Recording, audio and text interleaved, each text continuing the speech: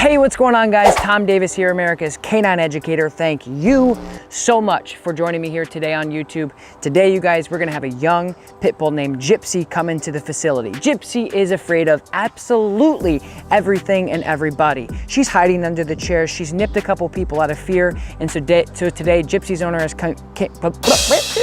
owner have traveled from Ohio to help with, can we possibly build confidence in this dog? Can we hand this leash off to other people? Can this dog actually feel a little bit more comfortable around people and human beings she doesn't know? So we're gonna do a giveaway in this video, so make sure you watch the whole thing. And without further ado, let's get into the video, guys. So why don't you explain to me the incidences that happened with her so far? Okay, so the one time I was on the phone and I did have her right next to me, but somebody came out of our building. He just came at her, you know, before I could even notice what he was doing, and she snapped at him. Mostly it's just anyone she meets. What she does do is then when they get up to go, she like does this jump bark thing. When you have a dog that doesn't like other people coming up, again, that's like a big respect thing. There's a lot of people who think that, hey, my dog doesn't love random people coming up, that's a problem. It's not a problem, it's a respect thing. Some dogs are a little bit more insecure. You can tell with her ears are back, she's checking me out, she's trying to escape a little bit, and she's insecure. So, all right, you guys, giveaway time. All you have to do to enter to win a free No Bad Dogs hat is leave your dog's name letter by letter by letter in the comments below, and we'll randomly select one person in the next 24 hours. Ready, set, go. Because like I said, here's what a lot of people do when they meet a dog, is they go right over the head. The dog goes, whoa, what are you doing? Or they do this, and they go, hey, are you gonna bite me or are you not? Yeah. It's like, it's not really a good, it's not fair to the dog to put them in that situation. But again, a lot of people don't realize how to meet a dog that is a little insecure. And if somebody comes up to a dog that's a little insecure and bombards them like they have with her, and she snips at him, that's the only thing she's got. I mean, that's her only protective, instinctual thing to do, is to say, hey, don't kill me. Left! Hey, Bill, I'm in the mood for a switcher. Kill. I hit the function, hit the rose till I hiccup. I hit the stage and leave with money that's a sticker. She picture perfect. I'm just gonna take her out like this. Good girl, Gyps. So again, like if I'm meeting a new dog, I'm not going to look at her, touch her, try to do you like me or do you not like me? Come on. So what I'm gonna do is just come this way a bit. Good girl. Good girl. It's okay, baby. Yeah, I got a whole jar. Cool. Come on. So what I'm gonna do is just come this way a bit. Good girl.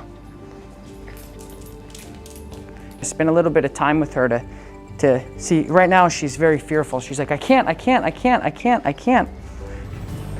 There's a couple different ways we can do this.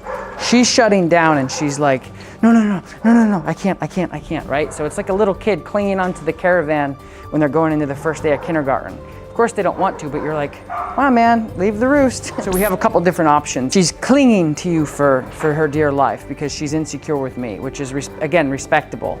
I want to make it clear in situations like this, hey, my dog doesn't like this, or my dog doesn't like this. That's totally cool. But right now, she's like under the impression, like there's two sides to this. Is emotionally, she feels, I'd rather not. If I can fight this and do this. And that's why she's like that. She's like, okay, I'm just gonna lay right here. I'm just gonna act like I'm sleeping and they're not gonna wake me up.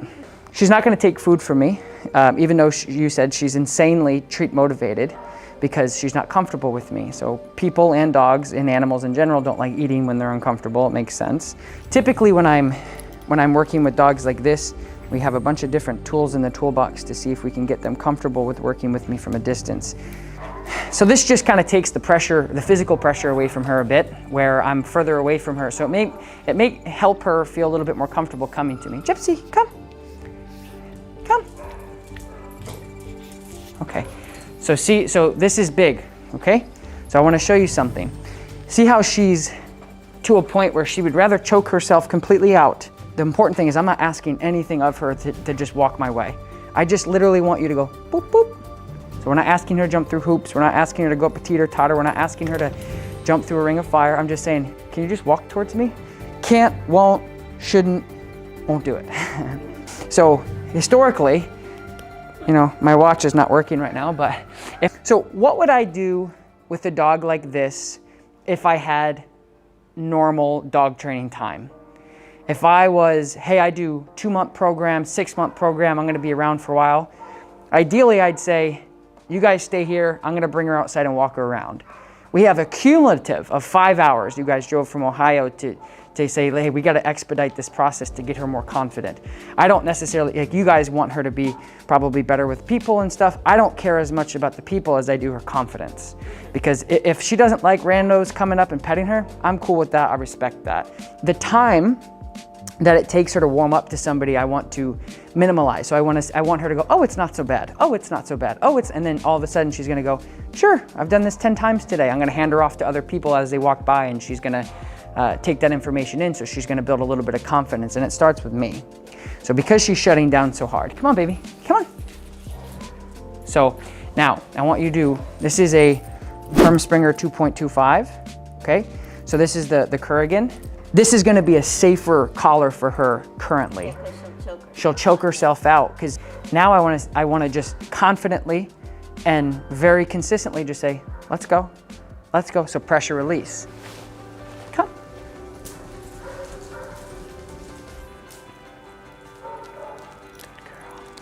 Good girl. Good girl.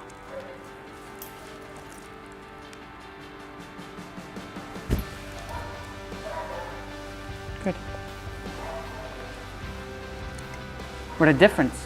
The question usually comes about, how the hell can a prong collar make a dog more confident, right? What was that, guys? Honestly, 30 seconds? It's not magic, right? When you get an animal that shuts down and says, oh my God, I can't, and then I lose all leverage, because they don't speak our language, right? They don't speak English. They're not kids. I can't say, Timmy, if you go to kindergarten and go with Mrs. Smith, as they're gripping the handlebar, you're gonna get ice cream, or you're gonna get an iPad or your iPhone after school. I can't do that with her. I have no leverage. Well, this is living proof right in front of your eyes in less than a minute. We have a dog that's choking herself out, full of insecurities, to then, okay, fine. So it gives me the opportunity to open that dialogue of like, hey, just try this out, right? And she comes over, her ears are down, and I go, and I just offer her a little bit of food. These prongs go all the way around. Like the prong that you had that you came in with is very big and bulky, right? It doesn't evenly distribute the pressure as well as the Herm Springer does. With something like, with this, see how this collar has a distributing plate right here? Yeah. So that distributing plate has the prongs going in this direction and in this direction. So it evenly distributes this pressure gently on her, safely on her. You know, there is a significant difference, and it doesn't matter if you're a mechanic or a chef, if your knife or your tools are cheap or whatever, it will make a difference. It's going to maybe get the job done, but it may not be as nice. It's not gonna be as clean. It's not gonna be as precise, maybe. It's not gonna be as quality. Is the prong collar something that we have to have on all the time? Is the prong collar something on that we leave on every day, whatever? It's the ability to communicate with her so you don't have that choking, that pulling, that freak out, the ability to power steer her. It's like, again, with the cars, it's like, could you drive a car without power steering? Sure, if you want to, but it's not gonna be as good. It is important to also mention that she's not fixed. She doesn't love me. We're not off to the races to be done in modified behavior, but it is these breakthrough moments where you're definitely on a new level now. Now we have the opportunity to work with her. If I have a dog that I want to go there, how am I going to do that? I'm not gonna talk to her yet. I'm just gonna communicate with her with a little bit of leash pressure, positive reinforcement, and body language. So this is like the real test I typically do with my clients to say, I want you to take your animal and put them there in that gate, or put them here. They're like, okay, Gypsy, let's, I'm like, whoa. Does your dog understand English all of a sudden? I'm confused. Let's try to do this as organically as possible. How do I get her to there? Just gonna use my body.